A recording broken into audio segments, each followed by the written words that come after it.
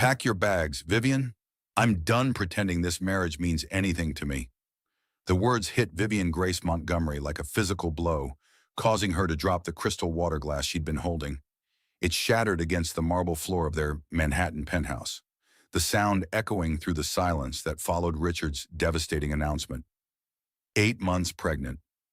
Vivian struggled to process what her millionaire ex-husband-to-be had just said. Her swollen belly made it difficult to bend and clean up the broken glass. But she tried anyway, her hands shaking as she gathered the sharp fragments. "Don't," Richard Sterling Blackwood commanded from across their pristine living room. At 42, he still cut an imposing figure in his tailored Italian suit, his dark hair perfectly styled despite the late hour. "The maid will handle it tomorrow." "The maid will handle it tomorrow," Vivian repeated numbly, still crouched on the floor. "Like she'll handle everything else after you abandon your pregnant wife." Richard's jaw tightened. "This isn't abandonment, Vivian. This is me finally being honest about what this marriage has become. You've gotten comfortable, complacent. You've let yourself go." Vivian's hand instinctively moved to her rounded stomach, where their daughter had been kicking more frequently lately, as if sensing the tension that had been building in their home for months. "I'm carrying your child, Richard. I'm supposed to look pregnant." "It's not just the pregnancy," Richard said, his voice cold and calculated. "It's everything. You've become boring, predictable. You spend your days reading books and visiting museums. You have no ambition, no drive. You're content to live off my success without contributing anything meaningful to our life together." The narcissistic abuse in his words was clear to Vivian now, though she'd been making excuses for his behavior for months. How had she been so blind to the man he really was? "I have a master's degree in art history," she said quietly, struggling to stand. "I worked at the Metropolitan Museum before we married. I gave up my career because you asked me to focus on our family." "And what family would that be?" Richard's voice turned bitter. "You can barely host a decent dinner party. You embarrass me at social events with your naive opinions and outdated clothes. Do you have any idea what my colleagues think when they see me with you?" Vivian felt tears threatening, but she refused to give him the satisfaction of seeing her cry. Instead, she focused on the pain in her lower back and the baby's movements, reminding herself that she wasn't alone in this. "So what exactly are you saying, Richard?" "I'm saying I found someone who appreciates what I can offer, someone who shares my vision for the future, who understands the importance of image and success in our social circle." The words hung in the air like poison. Vivian sank onto the white leather sofa, her mind racing to process the implications. "You're having an affair." "I'm exploring options," Richard corrected, as if the distinction mattered. "Amber is everything you're not, Vivian. She's young, vibrant, ambitious. She makes me feel alive again." "Amber," Vivian repeated, the name feeling foreign on her tongue. "How long?" "Does it matter? The point is, I've made my decision. I've already spoken to my attorneys about the divorce settlement. I'll be fair. Of course, you'll have enough to live comfortably with the baby." Vivian's breath caught. He'd already consulted lawyers. This wasn't a sudden decision born from a moment of anger. This was a calculated plan he'd been developing while she slept beside him every night, trusting him completely. "You planned this," she whispered. "While I've been worried about nursery colors and baby names, you've been planning to leave us." Richard straightened his tie, a gesture she'd once found endearing, but now recognized as a nervous habit he displayed when he was lying. "I've been thinking about our future. Yes, and I've realized we don't have one together. Not the kind of future I want. Anyway, what about the baby? She's your daughter too." "Of course, I'll take care of my responsibilities," Richard said dismissively. "Child support, visitation rights when appropriate. But let's be realistic. Vivian, you'll be better suited to handle the day-to-day childcare. Amber and I have plans that don't include changing diapers and midnight feedings." The casual way he discussed abandoning their unborn child made Vivian's stomach turn. This was a side of Richard she'd never seen before, or perhaps had refused to see. The successful tech entrepreneur she'd fallen in love with 5 years ago had revealed himself to be nothing more than a selfish narcissist who viewed his family as inconveniences to be managed. "Where will I go?" she asked, hating how small her voice sounded.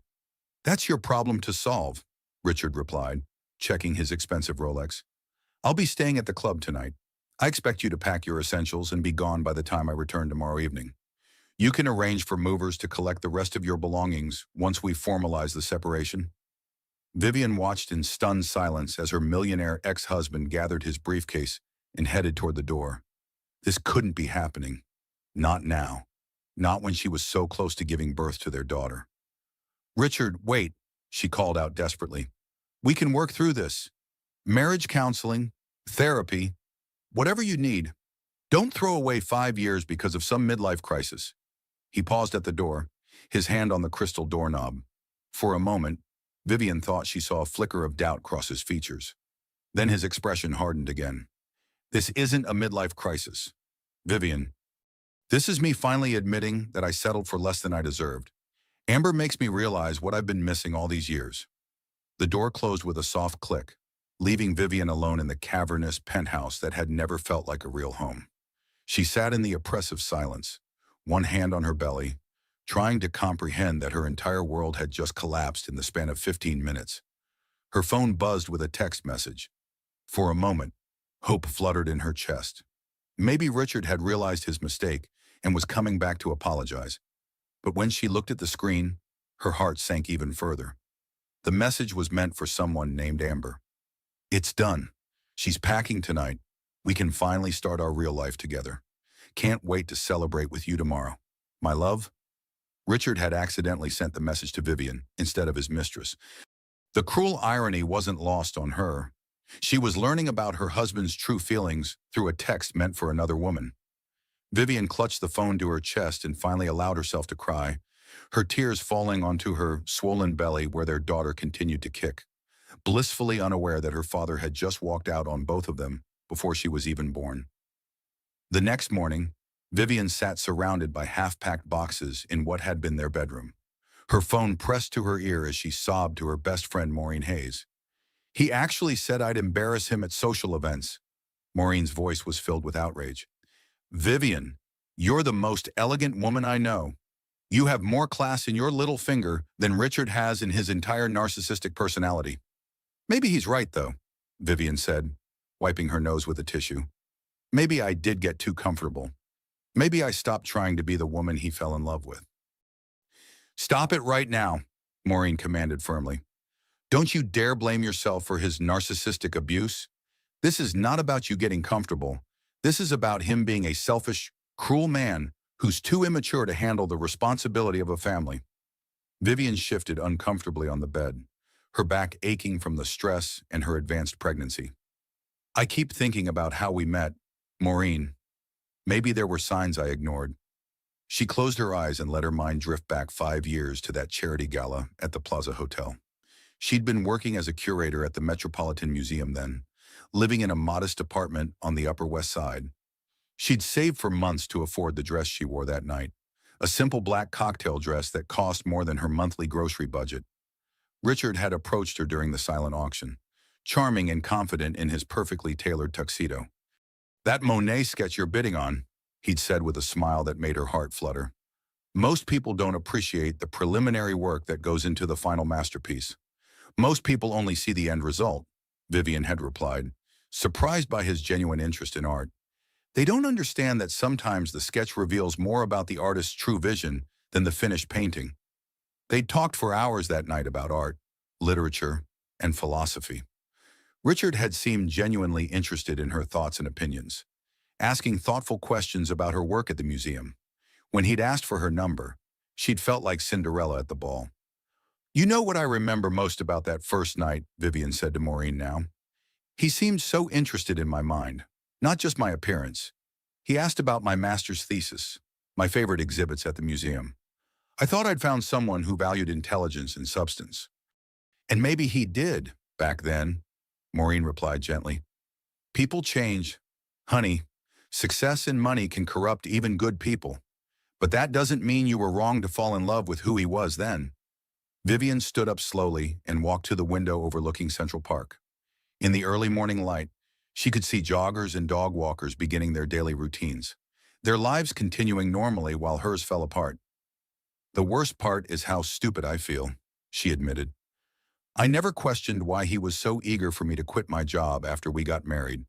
I thought it was romantic, the successful businessman who wanted to take care of his wife. But really, he was isolating me, making me financially dependent on him. That's classic narcissistic behavior, Maureen said. They want to control every aspect of your life. Did he ever discourage you from maintaining friendships or pursuing your interests? Vivian thought about it. He did seem irritated when I spent time with you or my other friends from the museum. He'd always have some important event or dinner party the same nights I made plans. And whenever I mentioned wanting to volunteer or maybe teach art classes, he'd say we were too busy with his social obligations. He was systematically isolating you. Vivian, this isn't your fault. A knock at the door interrupted their conversation. Vivian's heart leaped. Had Richard come back? But when she looked through the peephole, she saw a young woman with platinum blonde hair in designer clothes. Maureen, I have to go. Someone's at the door. Vivian opened the door cautiously, keeping the chain lock engaged. Can I help you? The woman smiled with perfectly white teeth. You must be Vivian. I'm Amber Patterson. I think we should talk. Vivian's blood ran cold. This was Richard's mistress, standing at her door with the confidence of someone who'd already won. She was everything Richard had said, young, probably 24 or 25, with the kind of effortless beauty that made Vivian acutely aware of her swollen ankles and unwashed hair. I don't think we have anything to discuss, Vivian said, starting to close the door. Oh, but we do, Amber said, holding up a set of keys. These are to Richard's penthouse, the one he's buying for us. I thought you might want to know that he's already moved most of his important belongings there. The words hit Vivian like a physical blow. Richard hadn't just been planning this divorce, he'd been planning his entire new life without her. While she'd been picking out paint colors for the nursery, he'd been buying a love nest for his mistress. Why are you telling me this? Vivian asked. Amber's smile turned predatory. Because I want you to understand that this isn't some temporary fling. Richard and I have been together for 6 months. We have real plans for our future together. I'm not going anywhere. 6 months. Vivian did the math in her head. Richard had started his affair right around the time they'd found out the baby was a girl, when Vivian had been most excited about starting their family. He's having a baby with me, Vivian said weakly, hating how desperate she sounded. And that's unfortunate, Amber replied with fake sympathy. But Richard and I have discussed it. He's willing to do his duty as far as child support goes. But he wants a fresh start, with someone who can give him the life he really wants. Vivian felt her knees weaken. She gripped the doorframe for support, her free hand instinctively protecting her belly. I know this is hard to hear, Amber continued, her voice sickeningly sweet. But really, didn't you know this was coming? I mean, look at yourself. Honey, look at what you've become. Richard is a powerful, successful man who needs a partner who can match his energy and ambition. Someone who can be an asset to his career, not a liability. Get away from my door, Vivian managed to say. I'm just trying to help you understand the reality of the situation, Amber said. Richard told me you might try to fight the divorce or make things difficult. I wanted to speak to you woman to woman so you'd know that's pointless. He's already moved on, emotionally and financially. The sooner you accept that, the easier this will be for everyone.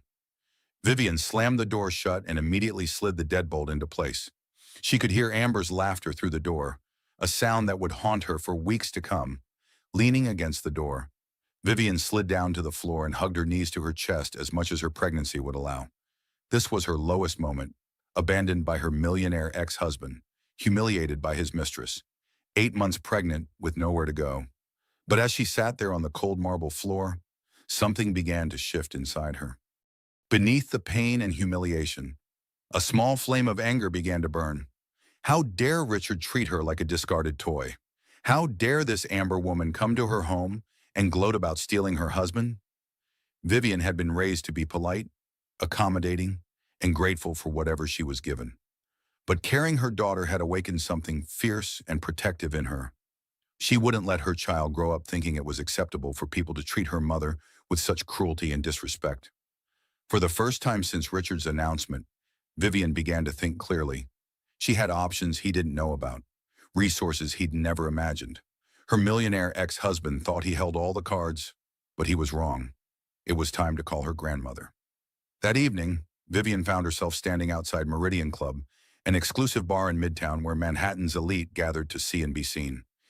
According to the business card she'd found in Richard's jacket pocket, this was where Amber Patterson worked as a bartender. Vivian had spent the afternoon wrestling with whether to confront the other woman. Every rational part of her brain said to stay home, pack her belongings, and begin the process of rebuilding her life. But the fierce protective instinct she'd developed since becoming pregnant demanded answers. She needed to understand what kind of woman could so callously destroy a marriage and mock a pregnant wife. The hostess at Meridian looked Vivian up and down with barely concealed disdain. Even in her best maternity dress and carefully applied makeup, Vivian felt frumpy and out of place among the perfectly styled women who populated Richard's world. "I'm looking for Amber Patterson," Vivian said, her voice steadier than she felt. "Amber's behind the main bar," the hostess replied with a smirk. "Though I should warn you, she's pretty busy tonight. Big spender in town keeping her occupied." Vivian's stomach clenched. She knew exactly who that big spender was. The main bar area was dimly lit with soft jazz playing in the background. Crystal chandeliers cast warm light over the mahogany surfaces and leather seating. This was the kind of place Richard brought clients to impress them with his success and sophistication. Now Vivian understood it was also where he'd been conducting his affair. Amber stood behind the polished bar, her platinum hair pulled back in an elegant chignon. She wore a form-fitting black dress that hugged her petite figure perfectly. In the flattering lighting, she looked like a movie star, all sharp cheekbones and glossy lips. She was laughing at something someone had said, her head thrown back in apparent delight. Vivian followed Amber's gaze and felt her heart stop. Richard sat at the far end of the bar, still in his business suit but with his tie loosened and his sleeves rolled up. He looked relaxed and happy in a way Vivian hadn't seen in months. On the bar in front of him sat a small velvet jewelry box. "Can I help you?" Amber asked, noticing Vivian's approach. Her voice was professional, but her eyes held a glint of recognition and satisfaction. "I want to talk to you," Vivian said quietly, not wanting to make a scene. Amber glanced toward Richard, who hadn't noticed Vivian yet. "Ladies' room is down the hall. I'll meet you there in 5 minutes." The ladies' room at Meridian was as luxurious as the rest of the establishment, with marble surfaces and crystal fixtures. Vivian stood in front of the mirror, trying to compose herself. Her reflection showed a tired, pregnant woman with shadows under her eyes and stress lines around her mouth.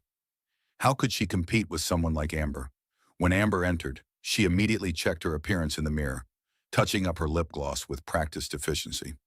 "So," Amber said, turning to face Vivian, "I'm surprised you came here.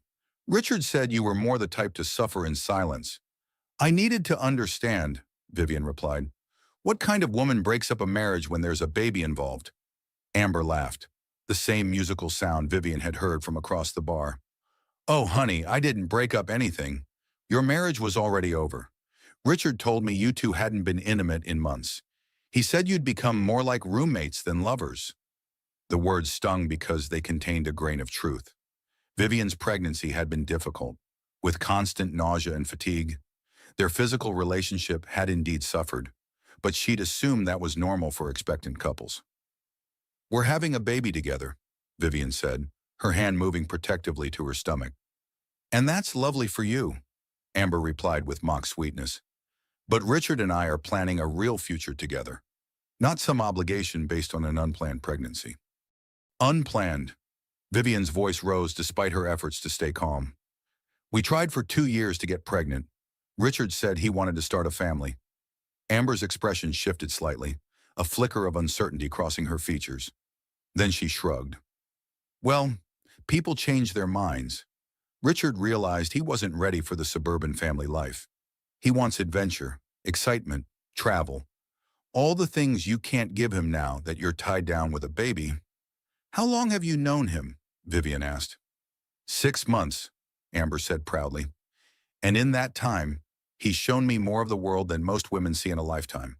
Paris last month, the Hamptons every weekend, that adorable little place he bought in Aspen." Each revelation felt like another knife to Vivian's heart, while she'd been home dealing with morning sickness and doctor's appointments. Richard had been living a completely separate life with another woman.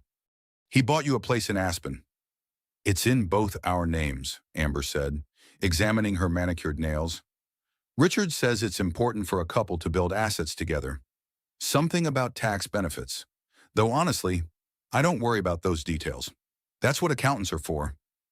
Vivian felt dizzy. The casual way Amber discussed shared property while Vivian was being kicked out of her own home was surreal.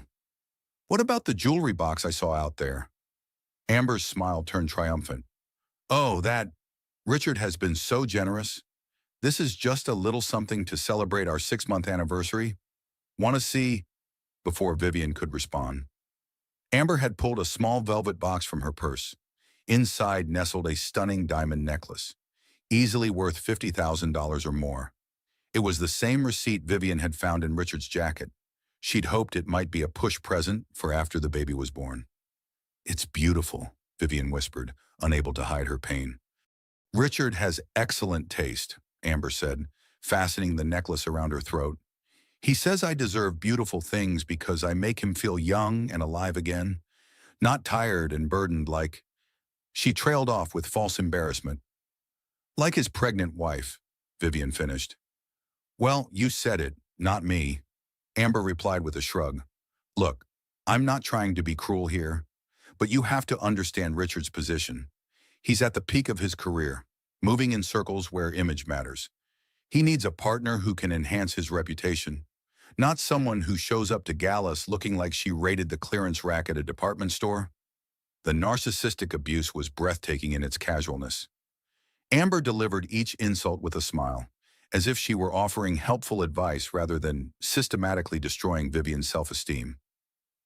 I'm 8 months pregnant, Vivian said quietly. Of course I don't look the same as I did a year ago.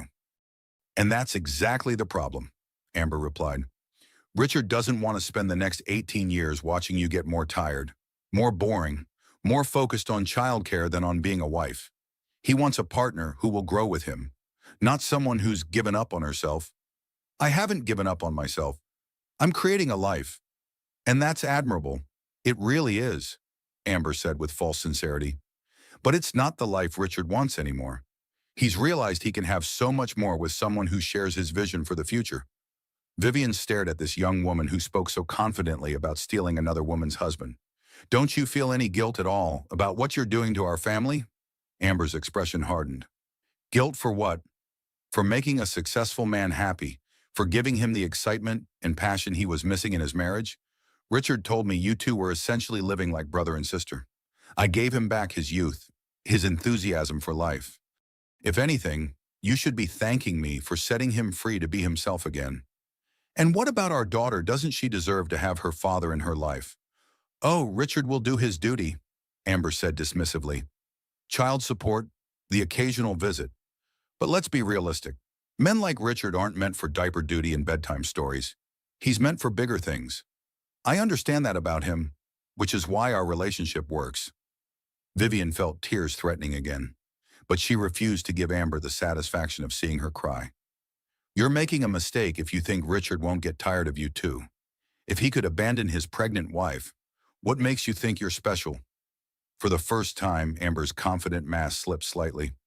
Because I'm not naive enough to think marriage is about unconditional love and growing old together. I know it's a partnership, a business arrangement. I bring value to Richard's life, and he brings value to mine. As long as we both keep up our end of the bargain, we'll be fine. And when you get older, when you're no longer the young, exciting mistress, Amber's smile returned, colder than before. By then, I'll have secured my position in ways you never bothered to. Richard and I are building something together. Investments, properties, shared interests. I'm not just sitting around waiting to be taken care of like some 1950s housewife. The implication was clear. Vivian had been a passive participant in her own marriage, while Amber was actively building a future with Richard.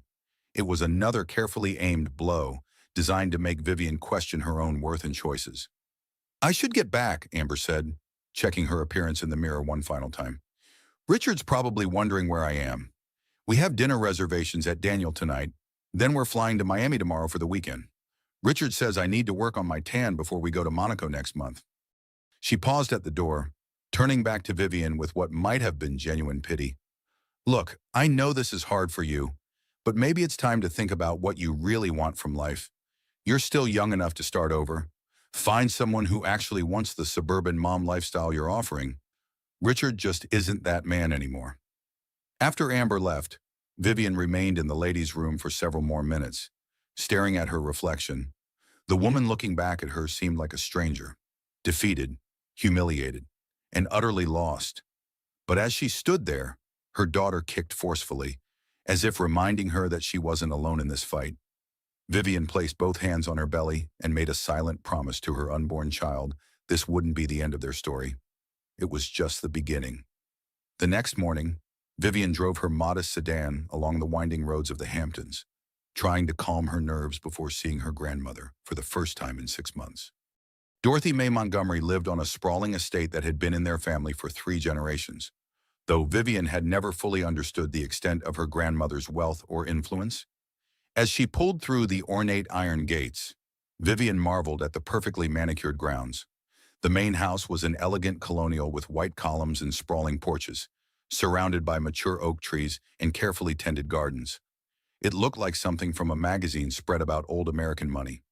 Dorothy was waiting on the front porch when Vivian's car came to a stop. At 67, she was still a striking woman with silver hair pulled back in an elegant chignon and sharp blue eyes that missed nothing. She wore a simple cashmere cardigan and pearls, the uniform of women who were so secure in their status they didn't need to advertise it. "My dear girl," Dorothy said, enveloping Vivian in a warm embrace that smelled of Chanel and lavender. "You look exhausted. Come inside immediately." The interior of Dorothy's home was a masterclass in understated luxury. Antique furniture mixed with carefully chosen modern pieces, fresh flowers filled crystal vases, and original artwork adorned the walls. Everything spoke of refined taste and significant financial resources, though it was all done with such subtlety that visitors might not immediately recognize the extent of the wealth on display. Dorothy led Vivian to a comfortable sitting room overlooking the gardens. A tea service was already waiting, along with small sandwiches and pastries. "Now then," Dorothy said, settling into her favorite chair and fixing Vivian with those penetrating blue eyes. "Tell me everything about that husband of yours."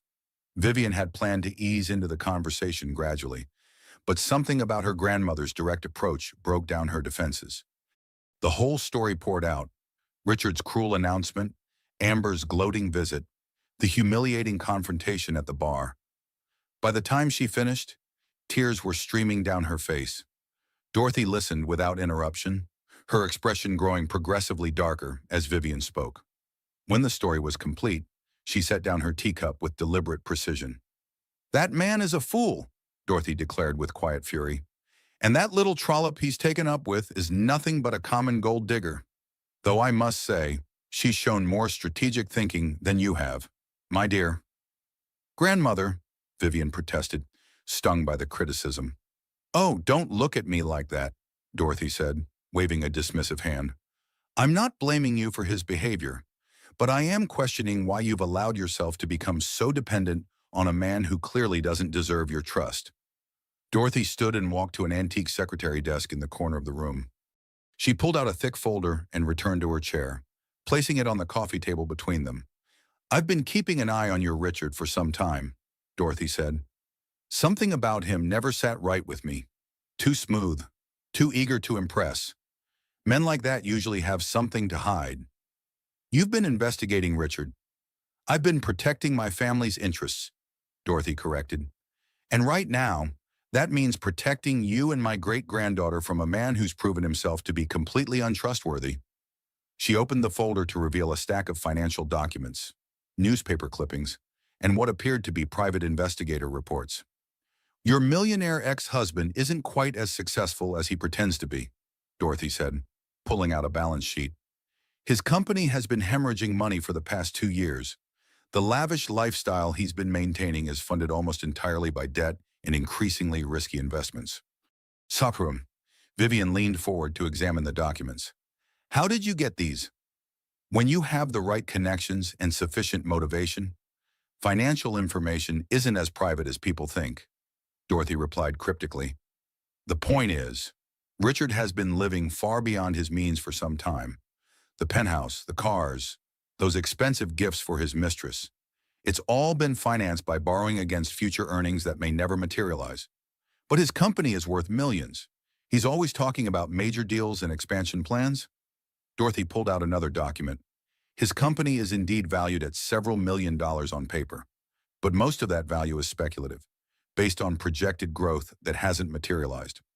Meanwhile, he's taken on enormous debt to fund his acquisitions and maintain his public image. If those projections don't pan out, he could lose everything. Vivian felt a strange mix of emotions. Part of her was horrified to learn about Richard's financial instability, especially with a baby coming. But another part felt a small thrill of vindication. Maybe his cruel abandonment wasn't about her inadequacy after all. There's more, Dorothy continued, pulling out a series of photographs. Your Richard has been trying to secure diamond suppliers for a new jewelry venture he's planning to launch with his mistress. Apparently, she's convinced him that her natural beauty combined with his business acumen will make them the next power couple in luxury retail. The photographs showed Richard and Amber at various jewelry trade shows and supplier meetings. In every image, Amber was draped in expensive jewelry and designer clothes, playing the role of the sophisticated entrepreneur's wife. The irony, Dorothy said with a slight smile, is that he's been unknowingly trying to buy diamonds from our family's company. My business manager has been fielding inquiries from his people for weeks. Your business manager? Dorothy's smile widened. Oh, my dear, there's so much you don't know about your own family. I think it's time we fix that. She stood and walked to a large oil painting of a landscape scene. To Vivian's amazement, the painting swung aside to reveal a wall safe. Dorothy's fingers moved quickly over the electronic keypad, and the safe opened with a soft click. From inside, she pulled out another folder, this one bound in expensive leather. She returned to her chair and handed it to Vivian. Open it, Dorothy instructed. Inside, Vivian found documents that made her head spin. Stock certificates, property deeds, bank statements showing balances with more zeros than she'd ever imagined. At the top of each document was the same name, Montgomery Diamond Enterprises. I don't understand, Vivian said, looking up at her grandmother. Your great-great-grandfather started mining diamonds in South Africa in 1890, Dorothy explained. By the time your great-grandfather inherited the business, we had mining operations on 3 continents. Your grandfather expanded into cutting and retail, but he preferred to work behind the scenes. We've been supplying diamonds to major jewelry houses for over 70 years, but always through intermediaries. Very few people know the Montgomery name is behind some of the world's most prestigious diamond jewelry. Vivian stared at the documents, trying to process what she was seeing. But you've always lived so modestly. I mean, this house is beautiful, but it's not ostentatious, Dorothy finished. Vulgar. No, it's not. Real wealth doesn't need to advertise itself. My dear, we learned long ago that discretion is far more valuable than display. Let the nouveau riche build their gaudy monuments to insecurity. We prefer to maintain our privacy and our influence. How much? Vivian began, then stopped, unsure how to ask such a direct question. How much are you worth? Dorothy asked gently. According to the trust fund your grandfather established for you, approximately $800 million, give or take a few million, depending on market fluctuations. The number was so large that Vivian couldn't initially comprehend it. $800 million. More money than she could spend in several lifetimes. More than Richard's company was worth. More than most people could even imagine. I'm a millionaire, she whispered. You're significantly more than a millionaire, darling. You're one of the wealthiest women in America. You just never knew it. Vivian felt dizzy. Why didn't you tell me? Why did you let me work at the museum for $30,000 a year when I had access to hundreds of millions? Dorothy's expression grew serious. Because I wanted you to develop your own character, your own sense of purpose.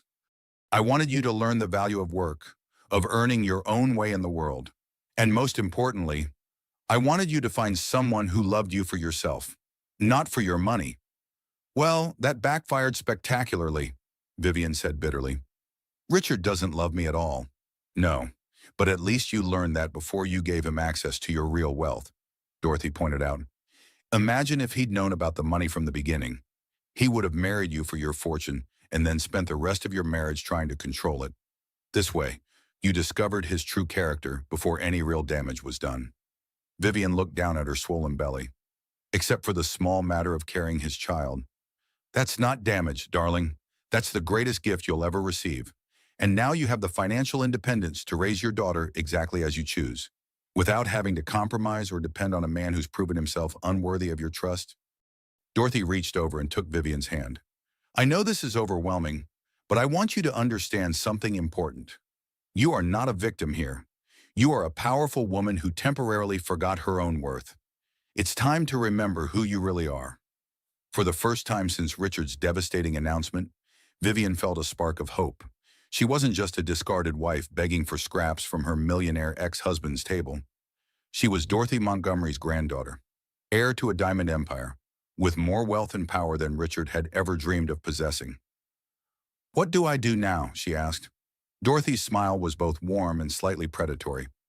Now, my dear, we teach your ex-husband and his little gold digger exactly what happens when they underestimate a Montgomery woman. The next morning, Dorothy led Vivian through a door she'd never noticed before, hidden behind a bookshelf in her grandmother's study. What Vivian had always assumed was just another wall opened to reveal a narrow staircase leading downward. Where are we going? Vivian asked, her hand trailing along the stone walls as they descended. To the heart of our family's operation, Dorothy replied, her voice echoing slightly in the enclosed space. Your great-grandfather was a practical man who believed in keeping important things close to home. The stairs ended at a heavy oak door with an electronic lock system that looked surprisingly modern given the old-world atmosphere above. Dorothy pressed her palm to a scanner, and the door swung open silently. Vivian gasped. Beyond the door lay a sophisticated office complex that seemed to exist in a different century from the colonial house above. Sleek computer monitors lined modern desks, secure phone systems blinked with incoming calls, and multiple screens displayed what appeared to be real-time mining operations from around the world. Welcome to Montgomery Diamond Enterprises headquarters, Dorothy said with obvious pride. We've been operating from this location for 40 years, managing our global operations while maintaining complete privacy from the outside world. A distinguished man in his mid-50s approached them, wearing an impeccably tailored suit despite being underground. Miss Montgomery, he said with a slight British accent, I've prepared the briefing materials you requested. Vivian, this is Clayton Whitmore, our family attorney and business manager. Clayton, this is my granddaughter, whom I believe you've been preparing files for. Clayton extended his hand with a warm smile. Ms. Vivian, it's my absolute pleasure to finally meet you properly. I've been managing your trust fund since you were 16, though you weren't aware of it at the time. You've been managing my money for 13 years. Among other responsibilities, Clayton replied diplomatically, your grandmother believed in allowing you to develop independently while ensuring your inheritance was properly protected and growing. Dorothy gestured for them to sit at a conference table surrounded by monitors showing mining operations from what appeared to be locations across Africa, Australia, and Canada. I want Vivian to understand the full scope of what she's inheriting, Dorothy said. Not just the money, but the responsibility and the power. Clayton activated a presentation on the main screen. Montgomery Diamond Enterprises currently operates 7 major mining facilities across 3 continents. He began. We employ over 3,000 people worldwide and produce approximately 12% of the world's high-quality diamonds. Images flashed across the screen, showing vast open-pit mines, sophisticated processing facilities, and workers operating massive machinery. Vivian had never imagined that her quiet grandmother was overseeing such a massive operation. But what makes us unique, Clayton continued, is our business model. Rather than selling under our own brand, we supply diamonds to the world's most prestigious jewelry houses. Tiffany, Cartier, Harry Winston, they all use Montgomery diamonds in their most expensive pieces, though the public doesn't know it. Why the secrecy? Vivian asked. Control and influence, Dorothy replied. When people don't know you're the source of their most precious commodities, they can't pressure you or try to manipulate your operations. We set our own terms, maintain our own standards, and operate according to our own values. Clayton pulled up another screen showing financial projections. The discretion also allows us to reinvest profits without public scrutiny. While other diamond companies worry about stock prices and quarterly reports, we can make long-term investments that benefit our workers and communities. Speaking of which, Dorothy said, show her the ethical operations report. The screen filled with images of schools, medical clinics, and clean water systems. Unlike many mining operations, Montgomery Diamond Enterprises has always prioritized the well-being of our workers and their communities. Clayton explained, we build schools, provide health care, and ensure that a significant portion of our profits stays in the regions where we operate. Vivian felt overwhelmed by the scope of what she was seeing. This is incredible, but I don't understand anything about running a business this size.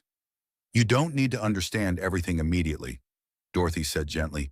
You have excellent advisors, well-established systems, and most importantly, you have time to learn. But what I want you to understand right now is the power you possess. She nodded to Clayton, who pulled up a new presentation. This brings us to current events, he said with a slight smile. Your soon-to-be ex-husband has been making inquiries about diamond suppliers for his new venture. The screen showed email correspondence between Richard's business manager and several diamond suppliers, including Montgomery's intermediary companies. He's planning to launch a luxury jewelry line with his mistress as the face of the brand. Dorothy explained, she'll model the pieces, he'll handle the business side, and they'll market themselves as the glamorous couple behind the jewelry. The irony, Clayton added, is that he's specifically been requesting the highest quality diamonds available, the kind that only we can consistently supply in the quantities he would need for a major launch. Vivian studied the emails, noting the increasingly urgent tone as Richard's representatives tried to secure suppliers. He really doesn't know this is our company.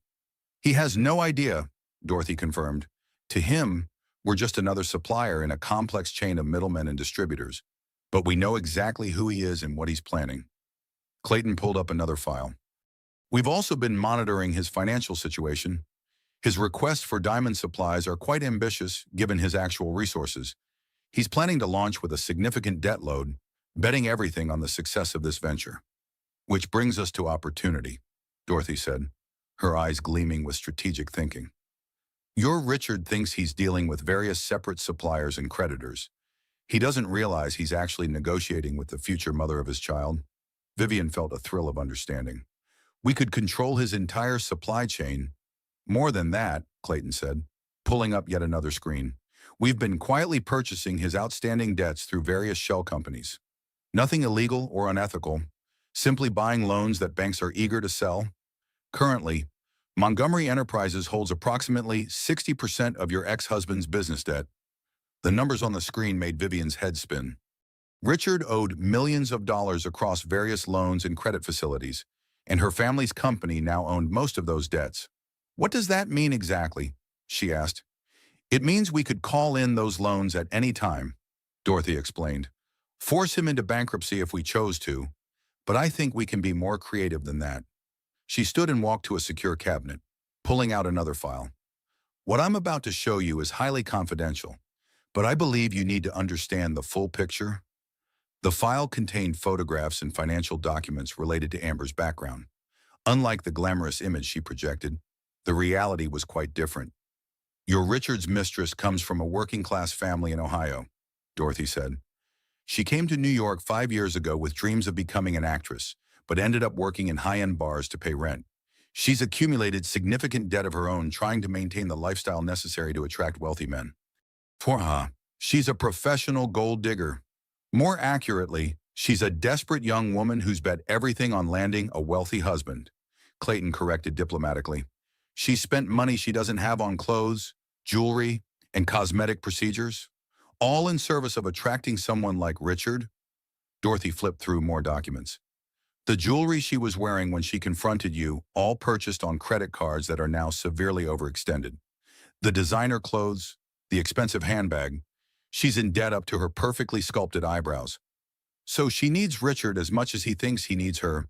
More, Dorothy said with satisfaction, because unlike Richard, who has assets he could liquidate in a crisis, Amber has nothing but debt and a rapidly expiring commodity, her youth and beauty. Vivian felt pieces of a plan beginning to form in her mind. So if something were to happen to Richard's financial situation, Amber would abandon him faster than he abandoned you, Dorothy finished. Gold diggers are remarkably practical creatures. They'll only stay with a man as long as he can maintain their desired lifestyle. Clayton smiled. Which brings us to strategy. We have multiple options for how to proceed, ranging from completely destroying Richard's business to simply making his life more difficult while protecting your interests. What would you recommend? Vivian asked. Dorothy and Clayton exchanged a look. We think the most satisfying approach would be to let Richard dig his own grave, Dorothy said. Continue to let him pursue his business venture while we control every aspect of his supply chain and financing. Let him build his dreams of a new life with his mistress. Then reveal the truth at the moment when he's most invested in his fantasy. The moment when he has the most to lose, Vivian murmured, understanding the elegant cruelty of the plan. Exactly. And meanwhile, you'll be building your own new life, learning to run this business, preparing for your daughter's arrival, and discovering what it means to be a truly independent woman. Vivian looked around the sophisticated operation her grandmother had built and maintained in secret for decades. This was real power, not the flashy, debt-fueled lifestyle Richard had been living, but solid, generational wealth combined with strategic thinking and patience. When do we start? She asked. Dorothy's smile was both warm and fierce. We already have, darling. Now let's teach your millionaire ex-husband what happens when he underestimates a Montgomery woman. 3 days later, Clayton Whitmore arrived at Dorothy's estate with a team of advisors and what appeared to be a small army of documents. Vivian, now more rested and clear-headed after several nights of proper sleep, felt ready to understand the full scope of what they were planning. Before we discuss strategy, Clayton said, settling into the conference room they'd set up in Dorothy's study, I need you to understand the legal and ethical boundaries of what we can and cannot do. Nadine Fletcher, the private investigator Dorothy had hired, placed a thick file on the table. At 38, Nadine had the sharp eyes and no-nonsense demeanor of someone who'd seen the worst of human nature, but maintained her integrity. Everything we've gathered on Richard and Amber has been obtained through legal means, Nadine said. Public records, credit reports he's authorized for business purposes, information from associates who volunteered it willingly. We haven't broken any laws or invaded anyone's privacy. The same applies to our business operations, Clayton added, purchasing his debts, controlling his supply chain, even monitoring his business communications through legal channels. It's all completely above board. We're simply using the tools available to any sophisticated business operation. Dorothy nodded approvingly. The Montgomery family has always operated with integrity. We're not interested in destroying Richard out of petty revenge. We're interested in protecting Vivian and ensuring he faces the consequences of his own poor decisions. Nadine opened her file and pulled out a series of photographs and documents. Let's start with what Richard's been up to since he left you. He's moved into a luxury hotel suite while looking for a suitable penthouse for himself and Amber. He's spending approximately $20,000 a week on hotels, restaurants, gifts, and entertainment. $20,000 a week.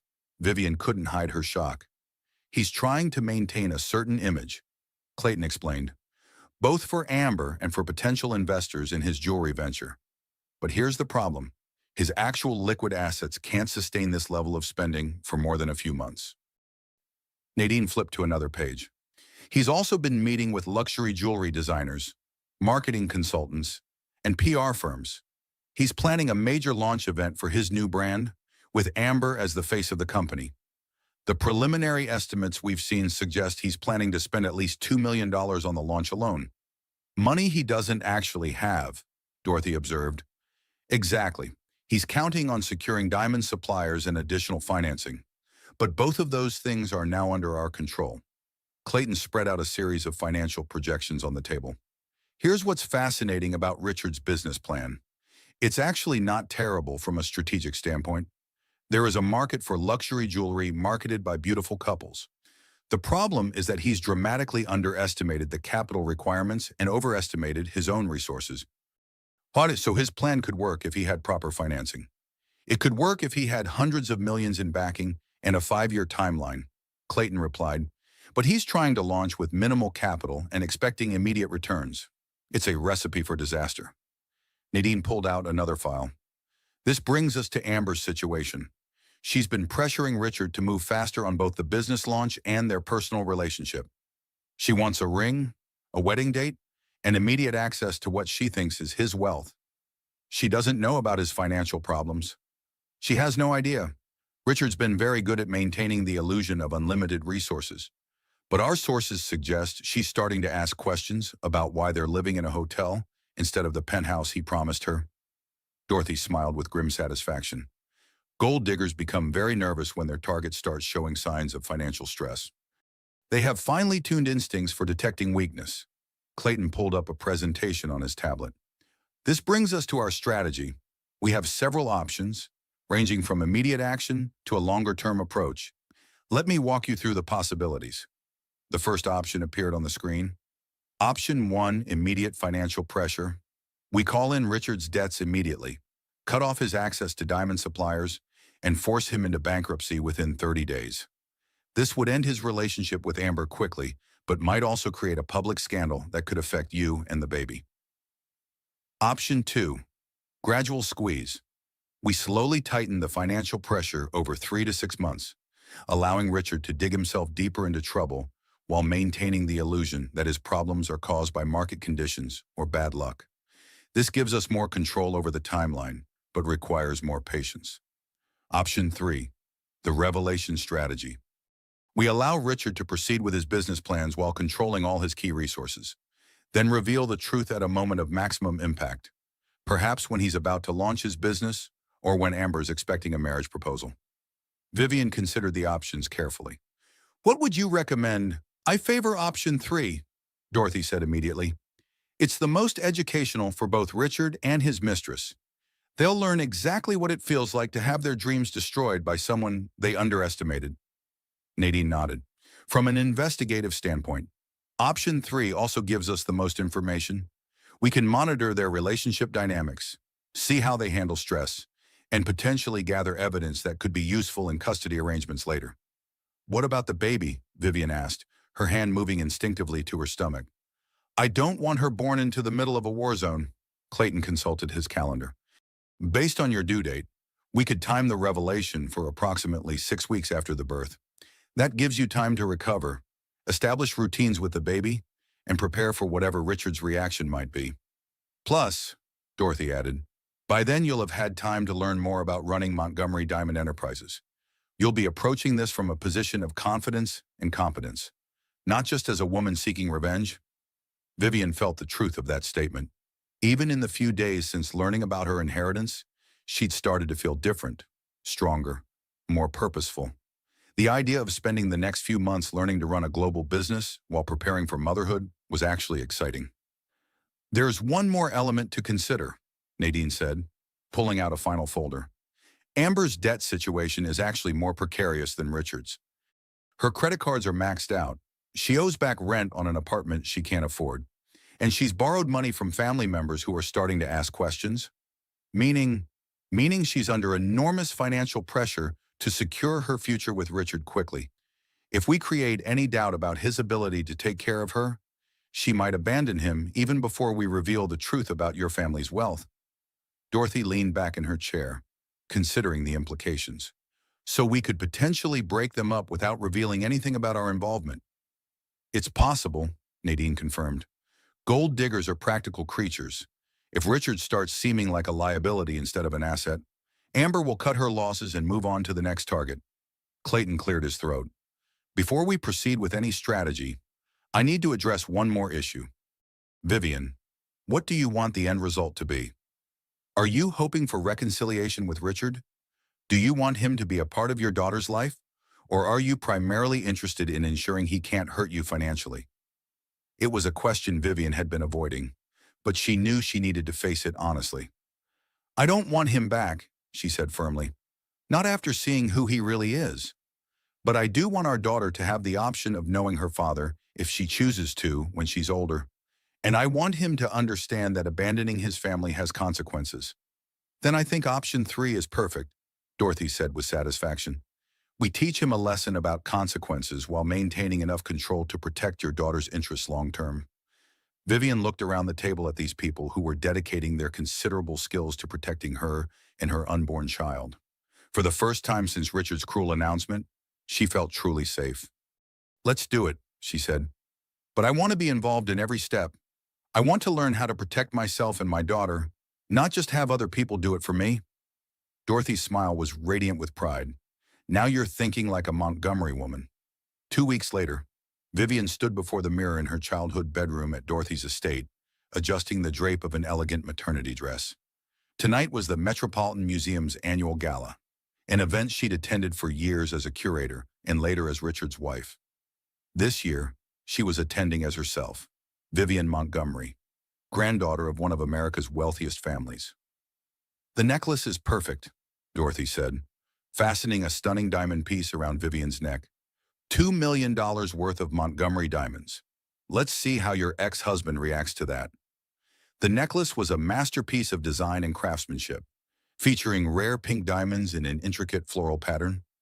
It was the kind of jewelry that appeared in museum exhibitions and private collections, not on the neck of a woman Richard considered financially dependent on his generosity. "Are you sure he'll be there?"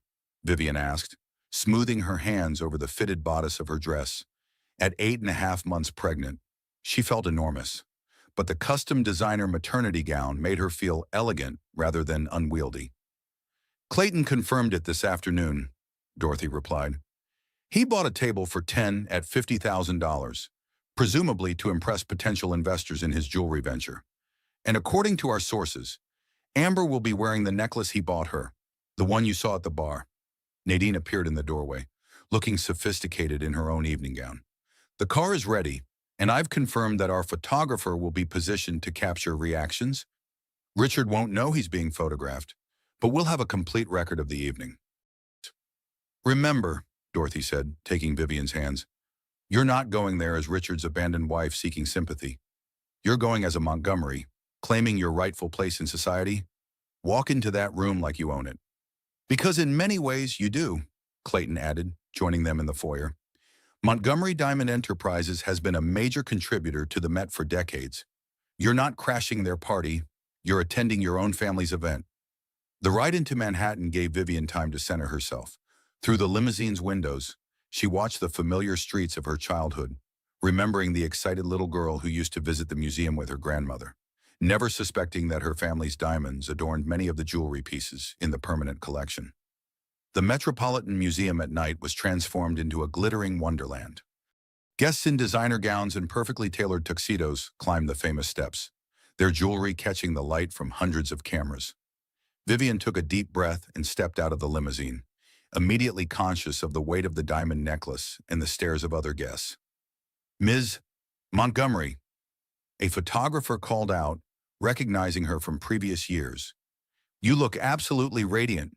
Is it true you're expecting—" "Yes, my daughter is due very soon," Vivian replied with a genuine smile. "I couldn't miss this event. The Met has always been like a second home to me." Inside the museum, the cocktail reception was in full swing. Vivian accepted a glass of sparkling water and began moving through the crowd, greeting friends and colleagues she hadn't seen since leaving her job.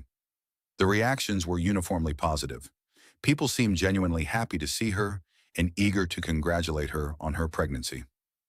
"Vivian, my God, you look incredible," exclaimed Sarah Wellington. "A prominent art dealer? That necklace is absolutely stunning. I don't think I've ever seen pink diamonds of that quality." "Thank you," Vivian replied graciously. "It's been in my family for years. I thought tonight was the perfect occasion to wear it." As she moved through the room, Vivian became aware of a subtle shift in the energy around her. People were looking at her differently than they had in previous years, with a kind of respect and deference she'd never experienced before. The diamond necklace was sending a clear message about her status and resources. Then she saw him. Richard stood near the bar, resplendent in a custom tuxedo, holding court with a small group of potential investors. Amber was at his side, wearing the $50,000 diamond necklace Vivian had seen at the jewelry store receipt. She looked beautiful in a form-fitting red dress, but her jewelry paled in comparison to what Vivian was wearing. For a moment, their eyes met across the crowded room. Richard's expression shifted from surprise to confusion to something approaching alarm as he took in Vivian's appearance. She looked nothing like the defeated, pregnant woman he'd abandoned 2 weeks ago. Instead, she looked like exactly what she was, one of the wealthiest women in the room. Amber noticed Richard's distraction and followed his gaze. When she saw Vivian, her face went pale beneath her carefully applied makeup. The confidence she'd displayed at their previous encounter evaporated as she took in the obvious signs of Vivian's elevated status. "Ladies and gentlemen," the museum director announced from the podium, "we're honored to have so many generous supporters with us tonight. I'd like to particularly acknowledge the Montgomery family, whose ongoing support has been instrumental in expanding our jewelry and decorative arts collection." A spotlight found Vivian in the crowd, and she smiled graciously as applause filled the room. She could see Richard's face clearly now, and his expression was one of complete bewilderment. He was trying to process how his supposedly dependent ex-wife had suddenly become someone worthy of special recognition. "Miss Montgomery," the director continued, "would you like to say a few words about your family's commitment to the arts?" Vivian felt every eye in the room turn to her. This was her moment to step fully into her new identity. She walked gracefully to the podium, her hand resting protectively on her belly. "Thank you so much," she began, her voice carrying clearly through the room. "The Montgomery family has always believed that art and beauty should be accessible to everyone, not hoarded by the wealthy few. That's why I'm delighted to announce tonight that we're making a $10 million donation to establish a new wing dedicated to contemporary jewelry design." The applause was thunderous. $10 million was a significant donation, even by Met standards, and it positioned Vivian as one of the museum's most important benefactors. As she returned to the crowd, people surged forward to congratulate her and express their thanks. Museum board members who had barely acknowledged her existence in previous years now treated her like visiting royalty. The transformation was both exhilarating and slightly overwhelming. "Vivian," a familiar voice made her turn. Richard had worked his way through the crowd, leaving Amber behind at the bar. Up close, he looked even more confused and slightly desperate. "Hello, Richard," she said calmly. "You look well. I hope you're enjoying the evening." "I... Yes, it's a lovely event," he stammered, clearly struggling to reconcile this confident, wealthy woman with the wife he'd so casually discarded. "That's quite a generous donation you just announced." "My family believes in supporting the arts," Vivian replied. "It's something we've done for generations." "Your family?" Richard's voice rose slightly. "Vivian, what's going on? Where did you get that necklace? How can you afford to donate $10 million? Around them, conversations had quieted as people sensed drama unfolding. Vivian smiled serenely, enjoying Richard's obvious discomfort. "I think you may have misunderstood my financial situation, Richard. But then again, there were a lot of things you misunderstood about our marriage." Before Richard could respond, Amber appeared at his side, her arm possessively linked through his. "Richard, darling, they're about to serve dinner. We should get to our table." She looked at Vivian with barely concealed hostility, but there was also fear in her eyes. The balance of power had shifted dramatically, and Amber was sharp enough to recognize the implications. "Of course," Vivian said graciously. "Please don't let me keep you. I hope you both have a wonderful evening." As Richard and Amber walked away, Vivian could see them having an intense whispered conversation. Amber was clearly demanding answers that Richard couldn't provide, and the stress was visible in both their faces. "That went perfectly," Dorothy murmured, appearing at Vivian's side.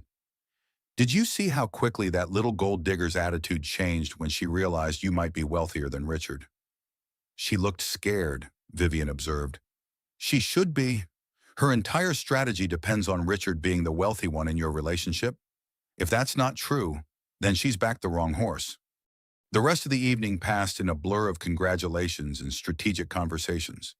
Vivian found herself genuinely enjoying the social aspects of wealth and influence.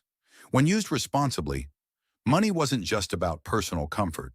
It was about the ability to make positive changes in the world. As she prepared to leave, Vivian caught one last glimpse of Richard and Amber at their table.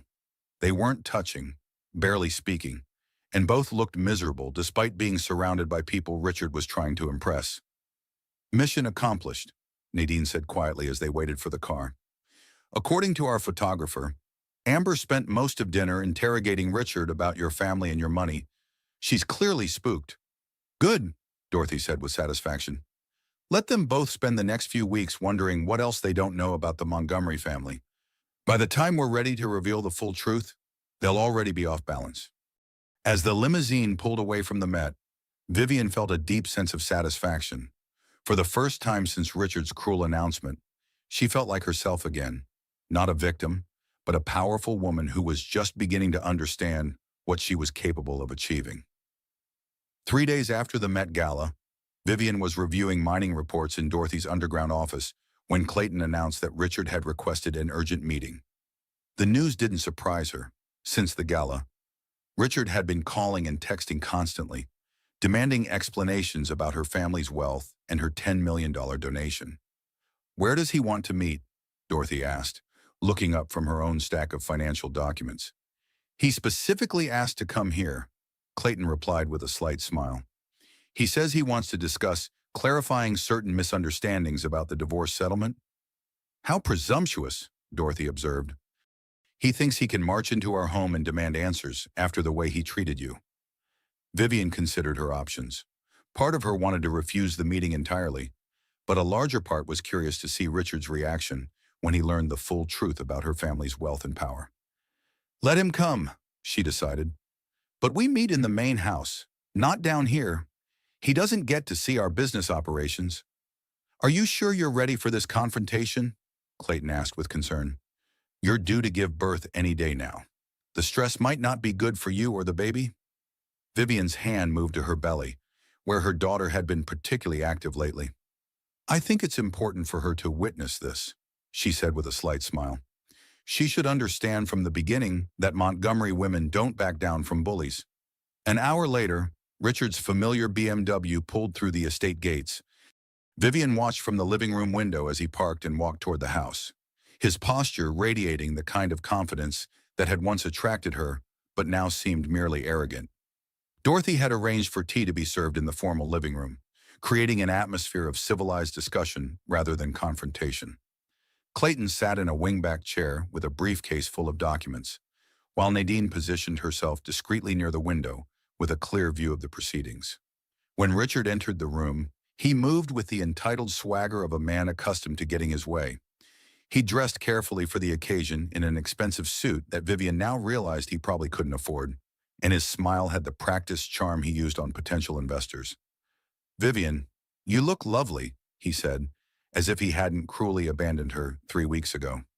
Pregnancy definitely agrees with you. Thank you, she replied coolly, not rising from her chair. Please, have a seat. I understand you wanted to discuss something urgent. Richard settled onto the sofa across from her, his eyes taking in the elegant surroundings with obvious calculation. This is quite a place your grandmother has here. I never realized the extent of her resources. There's a great deal you never realized. Richard, Dorothy said dryly from her own chair. But please, tell us what was so urgent that it couldn't wait for a proper appointment. Richard's smile faltered slightly at Dorothy's tone, but he pressed forward. Well, I think there's been some confusion about our financial arrangements. After seeing Vivian at the Met Gala and learning about her family's generous donation, I realize I may have underestimated certain aspects of the situation. Underestimated how? Vivian asked, though she knew exactly where this was heading. Look, I'll be honest, Richard said, leaning forward with what he probably thought was disarming sincerity. When I asked for the separation, I was under the impression that you would need significant financial support. But clearly, your family has resources I wasn't aware of. Clearly, Dorothy murmured. So I think we need to revisit our discussion about the divorce settlement, Richard continued. Given the new information about your family's wealth, I think it would be fair to reconsider the terms we discussed. Vivian felt a surge of anger so intense it made her dizzy. Let me make sure I understand this correctly. 3 weeks ago, you told me I was boring, embarrassing, and had let myself go. You moved in with your mistress and told me to pack my bags, but now that you think my family has money, you want to reconsider. That's not exactly how I would characterize it, Richard said, his lawyer instincts kicking in. I think we were both emotional during that conversation, Perhaps we moved too quickly toward separation without fully exploring our options. Our options? Vivian's voice rose dangerously. Richard, you told me you were done pretending our marriage meant anything to you. You said you'd found someone who appreciated what you could offer. What exactly has changed besides your perception of my financial situation? Richard shifted uncomfortably, clearly recognizing the trap but unable to avoid it. Look, couples go through rough patches. The important thing is that we're both mature enough to work through our differences. And what about Amber? Dorothy asked sweetly. I believe you've been living with her for the past 3 weeks. How does she feel about this sudden change of heart? For the first time, Richard looked genuinely uncomfortable. Amber understands that my daughter's welfare has to come first. She's very supportive of me doing the right thing for my family. How remarkably understanding of her, Vivian said. Especially considering she told me that you'd promised to handle the baby situation so you could start fresh together. Richard's face flushed. I never said that. Are you calling me a liar? Richard, I'm saying that sometimes people misinterpret things when emotions are running high. Clayton cleared his throat diplomatically. Perhaps this would be a good time to review the actual facts of the situation. Mr. Blackwood, I believe you've been operating under some significant misapprehensions about both your own financial position and Ms. Montgomery's family circumstances. He opened his briefcase and pulled out a thick folder. Let's start with your business situation. Are you aware that Montgomery Diamond Enterprises has been monitoring your attempts to secure diamond suppliers for your new jewelry venture? Richard's expression shifted from confusion to suspicion. Montgomery Diamond Enterprises, I've never heard of that company. Oh, but you have, Dorothy said with a cold smile. You've been trying to buy diamonds from us for weeks. We control the supply chain for most of the high-quality stones you've been requesting. That's impossible. I've been dealing with established suppliers, companies with decades of experience. Companies that source their diamonds from us, Clayton explained patiently. Montgomery Diamond Enterprises has been the hidden power behind the luxury diamond trade for over 70 years. We prefer to operate discreetly, but we control approximately 12% of the world's high-quality diamond production. Richard's face had gone pale. You're saying Vivian's family owns a diamond mining company. Not just any diamond mining company, Dorothy said with obvious satisfaction. We're one of the largest privately held diamond operations in the world. Tiffany, Cartier, Harry Winston. They all use our stones in their most expensive pieces. Clayton pulled out another document. Which brings us to your financial situation. Mr. Blackwood, are you aware that Montgomery Enterprises now holds approximately 60% of your outstanding business debt? What are you talking about? We've been quietly purchasing your loans from various banks and lending institutions, Clayton explained. Nothing illegal, simply taking advantage of opportunities when banks wanted to offload risky debt.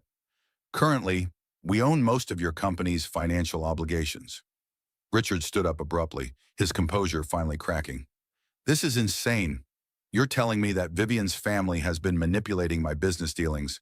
We're telling you that your business dealings have been incredibly sloppy, Dorothy corrected. Any competent financial advisor would have warned you about taking on so much debt without diversifying your creditor base. But why would you?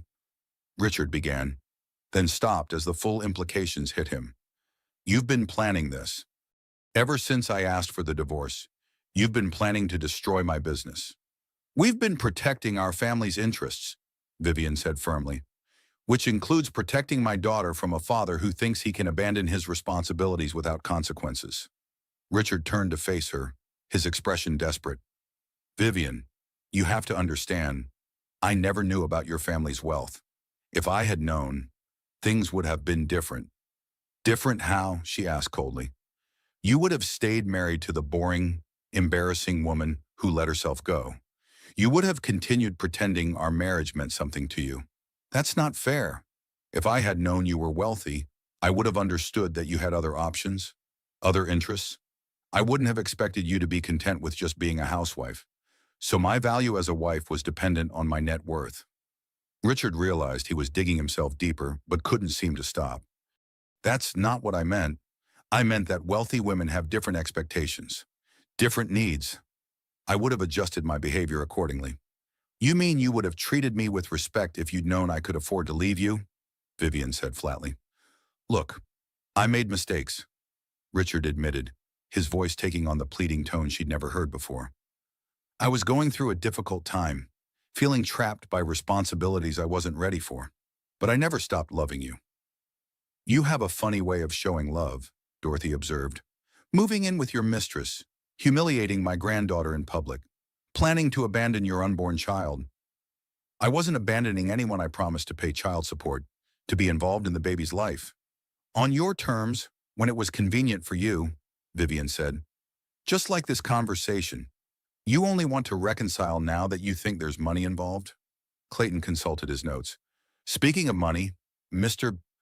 Blackwood, perhaps you'd like to know the exact amount of your debt that we now control. The total is approximately $12 million across various loans and credit facilities. Richard sank back onto the sofa, the number hitting him like a physical blow. 12 million, that can't be right. I'm afraid it is. And under the terms of those loans, we have the right to call them in at any time if we determine that the debtor's financial situation has become unstable. You're threatening to bankrupt me. We're informing you of the reality of your situation, Dorothy said calmly. Your business is already in serious trouble. Richard, the lavish lifestyle you've been maintaining, the expensive gifts for your mistress, the ambitious launch plans for your jewelry venture, none of it is sustainable with your actual resources. For over 70 years, we prefer to operate discreetly, but we control approximately 12% of the world's high-quality diamond production. Avery, Richard's face had gone pale. You're saying Vivian's family owns a diamond mining company?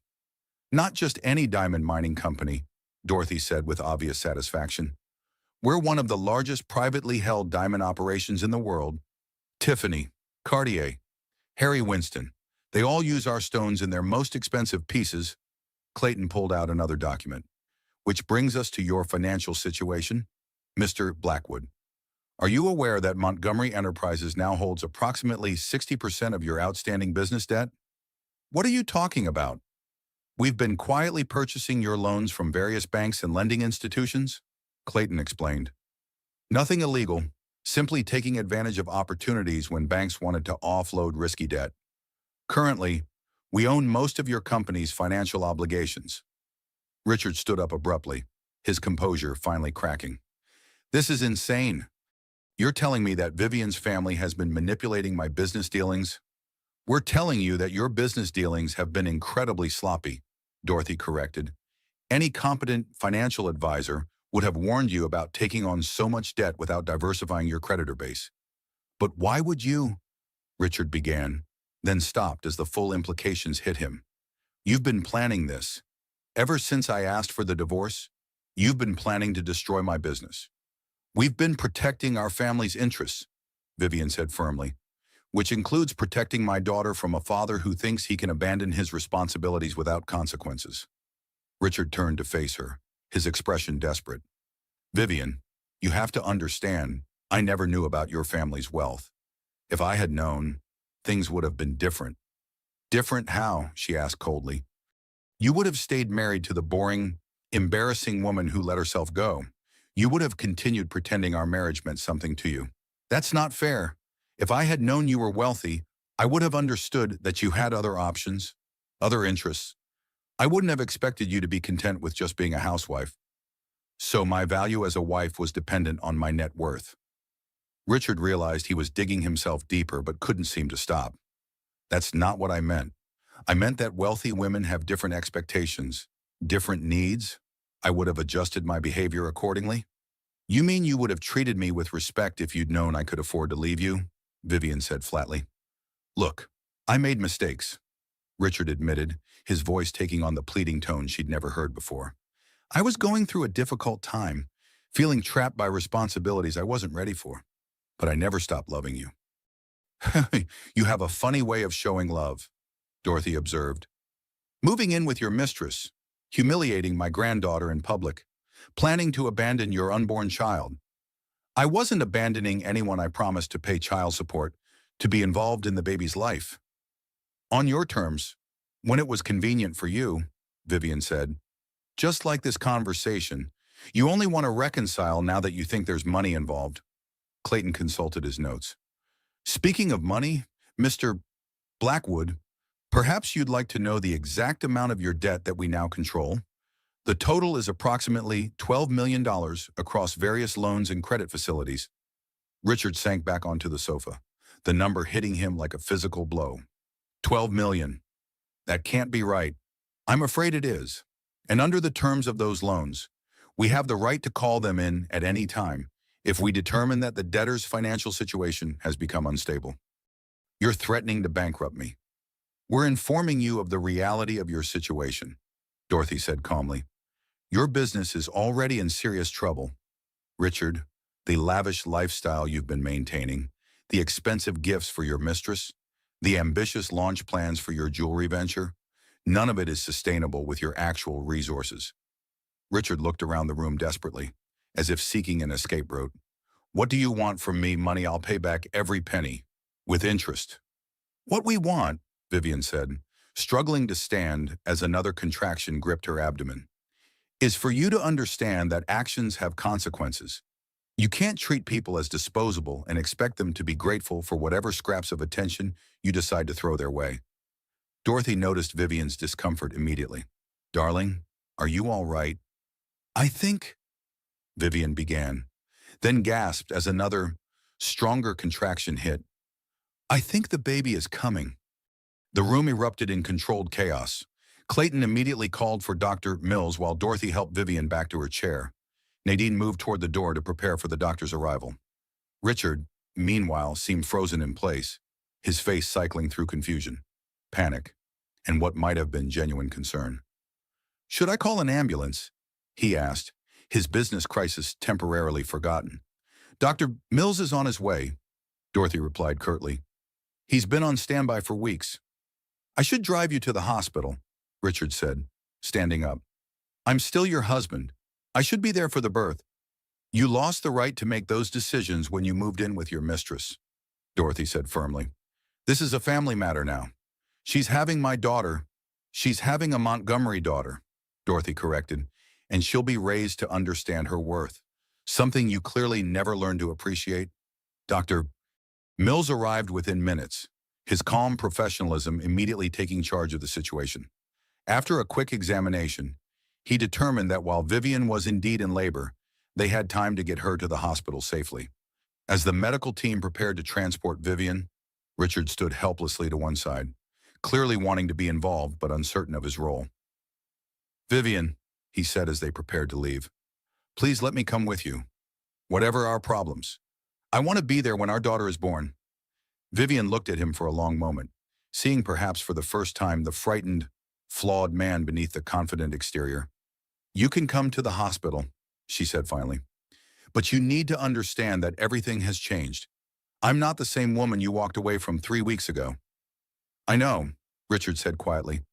I'm beginning to realize I never really knew who you were at all.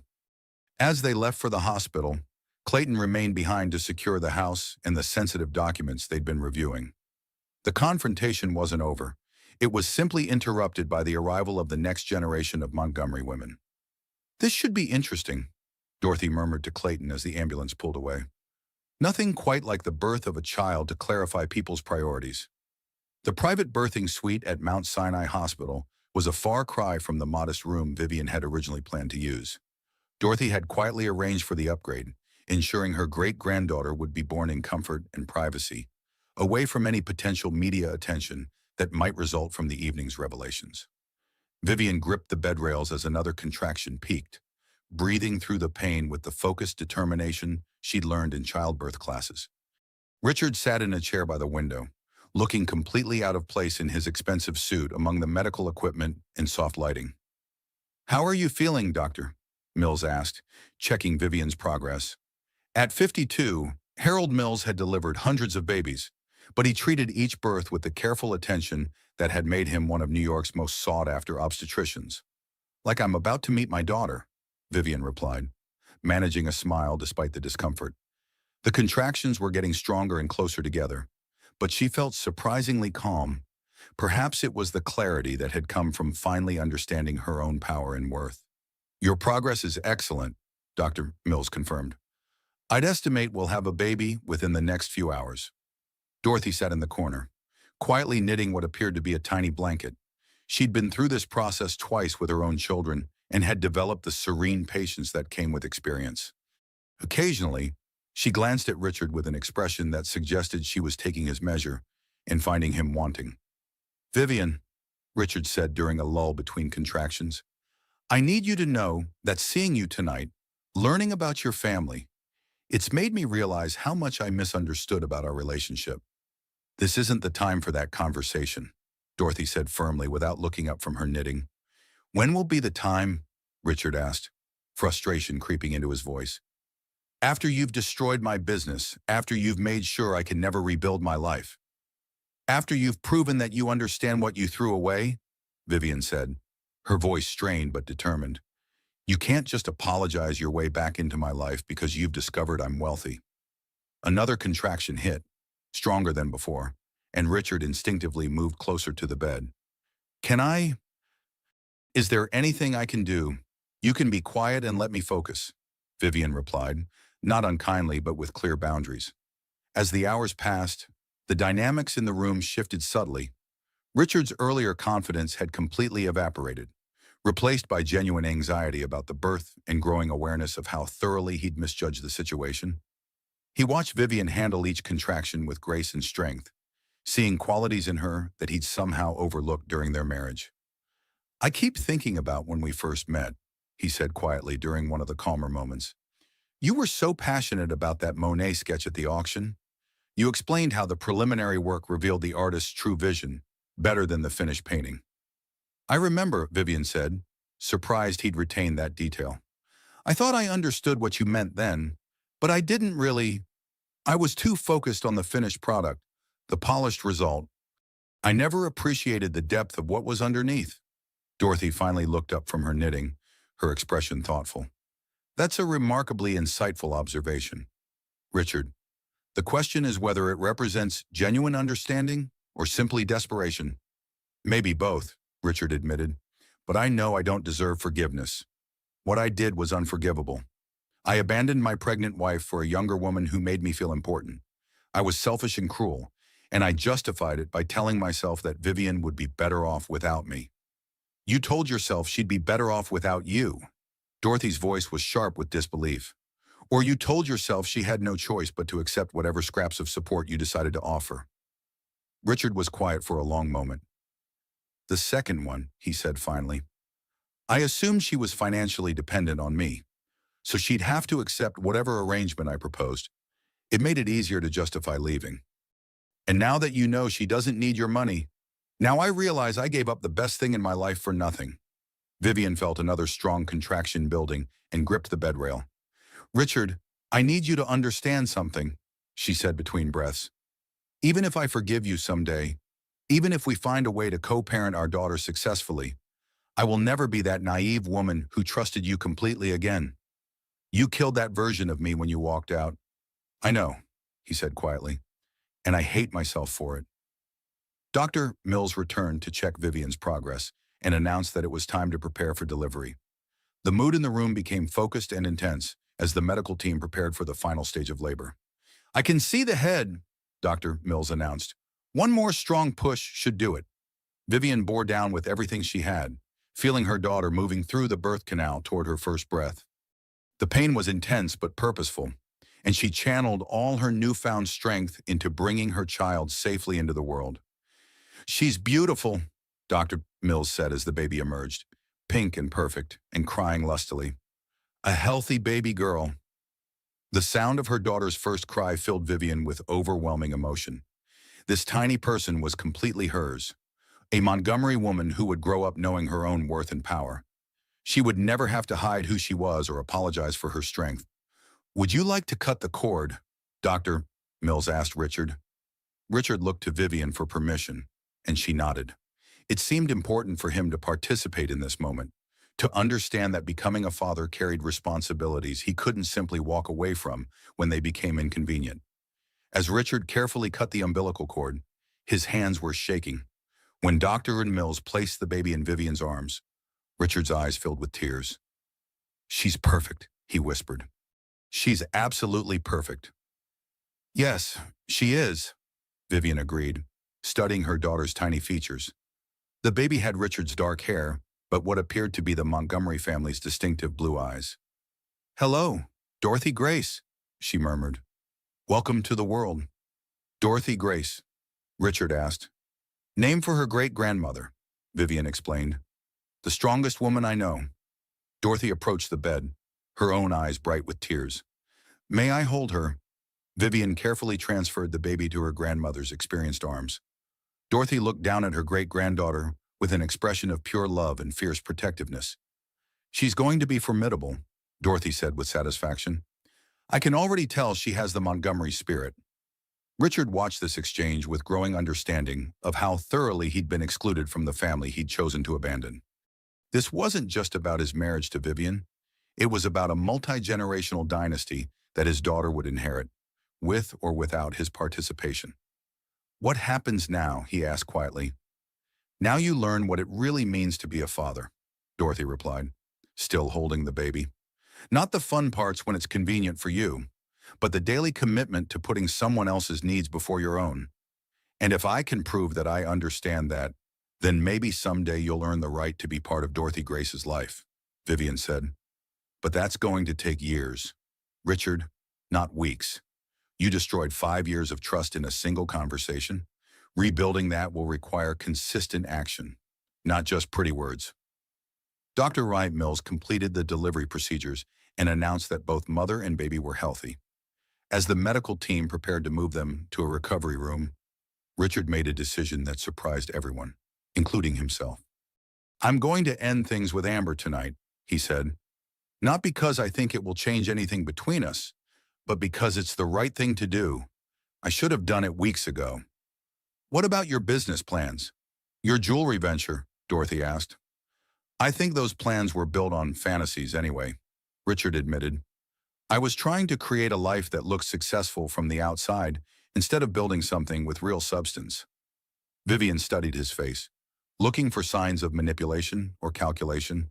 Instead, she saw something she'd rarely witnessed in their marriage, genuine humility and what might be the beginning of real self-awareness. The debt we hold doesn't disappear just because you've had an epiphany, she said. I know, and I'll work to pay back every penny, even if it takes the rest of my life.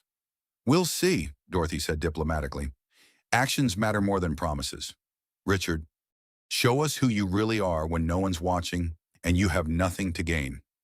As they settled into the recovery room, baby Dorothy sleeping peacefully in her mother's arms, Richard sat quietly in the corner. For the first time since his cruel announcement 3 weeks ago, he seemed to understand the magnitude of what he'd lost and the long road ahead if he wanted any chance of redemption.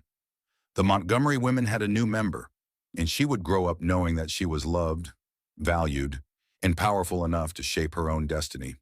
Whether her father would be part of that journey remained to be seen.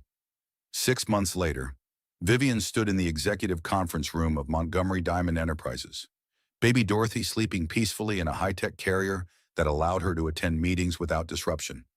The room was filled with mining engineers, financial advisors, and regional managers who had flown in from around the world for their quarterly planning session. The South African operation is exceeding production targets by 15%, reported James Morrison, their mining director.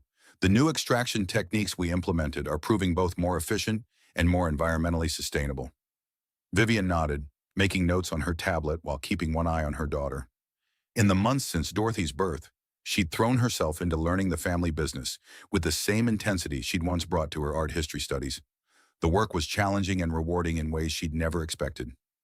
What about the community development projects? She asked. The new school in Botswana opens next month, and the medical clinic in Australia is ahead of schedule, replied Sarah Chen, their community relations director. We're also launching a scholarship program for children of mining families to attend university. This was the kind of impact that made the hard work worthwhile. Montgomery Diamond Enterprises had always been profitable, but under Vivian's influence, it was becoming a force for positive change in the communities where they operated. Excellent work, everyone, Dorothy said from her place at the head of the table. At 67, she was gradually transitioning more responsibilities to Vivian while maintaining oversight of the strategic direction. Vivian, would you like to present the expansion proposal? Vivian stood adjusting baby Dorothy's carrier as she moved to the presentation screen. We've identified an opportunity to acquire a struggling mining operation in Canada. The previous owners mismanaged the resources, but our geological surveys suggest the site has significant untapped potential. She clicked through a series of charts and projections, explaining how they could modernize the operation while providing sustainable employment for the local community. It was exactly the kind of strategic thinking that had made Montgomery Diamond Enterprises successful for generations. The initial investment would be substantial, she continued, but the long-term returns could be exceptional. More importantly, we'd be saving jobs and revitalizing a community that's been devastated by economic decline. The discussion that followed was detailed and thoughtful, touching on environmental concerns, labor relations, and market projections. Vivian found herself energized by the complexity of the decisions they were making and the real-world impact of their choices. After the meeting concluded and the staff had dispersed, Vivian remained in the conference room with Dorothy, feeding baby Dorothy while reviewing the day's decisions. "You've taken to this remarkably well," Dorothy observed. "I wasn't sure how you'd adapt to the business world after spending so many years focused on art and academia." "I think they're more similar than I expected," Vivian replied, adjusting the baby's position. "Both require the ability to see patterns, to understand how individual elements contribute to a larger whole, and both involve preserving something valuable for future generations." "Speaking of future generations," Dorothy said with a slight smile, "there's someone here to see you." Vivian looked up in surprise as Clayton entered the conference room, followed by Richard. She hadn't seen her millionaire ex-husband in several weeks, though they'd been communicating regularly about custody arrangements and his slowly improving financial situation. Richard looked different from the polished businessman who had once dominated their social circle. His suit was well-made but not ostentatious, his manner more subdued and genuinely respectful. He'd spent the past 6 months working to rebuild his company from the ground up, taking a more conservative approach to expansion and focusing on sustainable growth rather than flashy acquisitions. "Hello, Vivian," he said quietly. "Thank you for agreeing to see me. Of course, how are things with the new business plan?" "Slow but steady," Richard replied. "I've managed to renegotiate most of my debts on more favorable terms, and the company is finally operating in the black. It's not the empire I once envisioned, but it's honest work that I can be proud of." Baby Dorothy began to fuss, and Richard's expression softened immediately. "May I?" Vivian hesitated for a moment, then carefully transferred their daughter to Richard's arms. He'd been visiting regularly, always respectful of Vivian's boundaries, but clearly desperate to build a relationship with his child.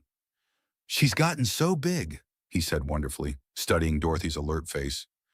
"And those eyes, definitely Montgomery blue." "She's going to be formidable," Dorothy said with obvious pride, "just like her mother." Richard looked up at Vivian with an expression she'd never seen before, genuine admiration mixed with profound regret. "I wanted to tell you that I've been following your work with the company, the community development projects, the expansion plans. It's impressive what you've accomplished." "Thank you," Vivian said, unsure where this conversation was heading. "I also wanted you to know that I've been in therapy," Richard continued, his voice carefully measured, "trying to understand why I made the choices I did, why I threw away the best thing in my life for something so shallow." "And what have you learned?" Richard was quiet for a long moment, gently rocking baby Dorothy as he considered his answer. "I learned that I was terrified of real intimacy, real responsibility. It was easier to blame you for being boring than to admit that I was scared of becoming the kind of man who deserved you and our daughter." Dorothy raised an eyebrow but said nothing, allowing the conversation to unfold naturally. "I also learned that my idea of success was completely hollow," Richard continued. "I was so focused on what other people thought, on maintaining an image of wealth and power, that I lost sight of what actually mattered." "And what matters?" Vivian asked. "This," Richard said, looking down at baby Dorothy. "Family, building something meaningful instead of just profitable, being the kind of person my daughter can look up to when she's old enough to make judgments about character." Vivian felt a familiar tug of emotion, but resisted the urge to soften too quickly. Richard's words sounded genuine, but she'd learned to value actions over promises. Those are good realizations. Richard, but what do you want from me? Nothing, he said, surprising her. I mean, I'm not here to ask for forgiveness or reconciliation. I know I destroyed that possibility when I walked out on you. I just wanted you to know that I understand what I lost, and I'm grateful for whatever role you'll allow me to have in Dorothy's life. Baby Dorothy had fallen asleep in Richard's arms, her tiny fist wrapped around his finger. The sight tugged at Vivian's heart despite her determination to maintain emotional distance. I've been thinking about custody arrangements, she said carefully. Dorothy deserves to know her father, but I need to see consistent evidence that you've really changed before I'm comfortable with unsupervised visits. That's fair, Richard replied immediately. More than fair, considering how I behaved. I'm willing to follow whatever timeline you're comfortable with. Clayton cleared his throat diplomatically. There's also the matter of the business debt to discuss. Richard's expression grew more serious. I know Montgomery Enterprises still holds most of my loans. I've been paying according to the schedule we established, and I hope to have everything settled within the next 3 years. Actually, Dorothy said with a slight smile, we have a different proposal. She nodded to Clayton, who pulled out a legal document. We're prepared to forgive the debt entirely, with one condition. Richard looked stunned. What condition? That you establish a trust fund for Dorothy's education and future needs. Clayton explained. The amount you would have paid us over the next 3 years goes instead into a protected account for your daughter. That's incredibly generous, Richard said, his voice thick with emotion. But why would you do that? Because holding that debt serves no purpose except punishment, Vivian said, and I'd rather focus on building a positive future for Dorothy than dwelling on past mistakes. Also, Dorothy added pragmatically, it ensures that you have a strong financial incentive to remain committed to your daughter's well-being. Richard looked around the room at these women who had every reason to destroy him, but were instead offering him a path toward redemption. I don't know what to say. Say you'll be the father Dorothy deserves, Vivian replied, consistently, reliably, without drama or excuses. I will, Richard said solemnly. I promise you, I will. As the meeting concluded and Richard prepared to leave, baby Dorothy woke up and looked directly at her father with those piercing Montgomery blue eyes. For a moment, the room was filled with the kind of peace that comes from difficult decisions finally finding their proper resolution. Vivian, Richard said as he handed Dorothy back to her mother, I know I have no right to say this, but I'm proud of the woman you've become.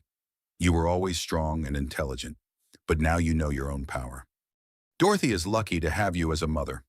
After Richard left, Vivian and Dorothy sat in comfortable silence, watching baby Dorothy explore her surroundings with the fearless curiosity that seemed to characterize Montgomery women. Do you think he's really changed? Vivian asked. I think he's beginning to understand what change requires, Dorothy replied thoughtfully. Whether he can sustain that understanding over time remains to be seen. But you've given him a chance to prove himself, which is more generous than he deserved. Vivian looked out the window at the Manhattan skyline, thinking about the journey that had brought her to this moment. 6 months ago, she'd been a discarded wife with no clear sense of her own worth. Now she was a business leader, a mother, and a woman who understood that true power came not from controlling others, but from knowing her own value. I used to think hiding my wealth would help me find genuine love, she said. But I realize now that I was hiding from myself as much as from potential fortune hunters. And now I know that the right person will love me because of my strength, not in spite of it. Dorothy will grow up knowing that she never has to make herself smaller to make someone else comfortable. Baby Dorothy gurgled happily in her mother's arms, as if agreeing with the sentiment. She was a Montgomery woman, heir to a diamond empire, and the strength of generations of women who had built something lasting and meaningful. Outside the windows of Montgomery Diamond Enterprises, the city hummed with activity, millions of people pursuing their own dreams of success and happiness. But in this quiet moment, surrounded by the evidence of her family's legacy and holding her daughter close, Vivian felt a deep sense of contentment. She had learned the most valuable lesson of all true wealth wasn't measured in dollars or diamonds, but in the knowledge of one's own worth and the strength to build a life that reflected that understanding. And that was an inheritance she could pass on to her daughter with complete confidence. The story of the Montgomery women would continue, each generation building on the wisdom and strength of those who came before, creating a legacy that would shine as brilliantly as the diamonds that had made it all possible.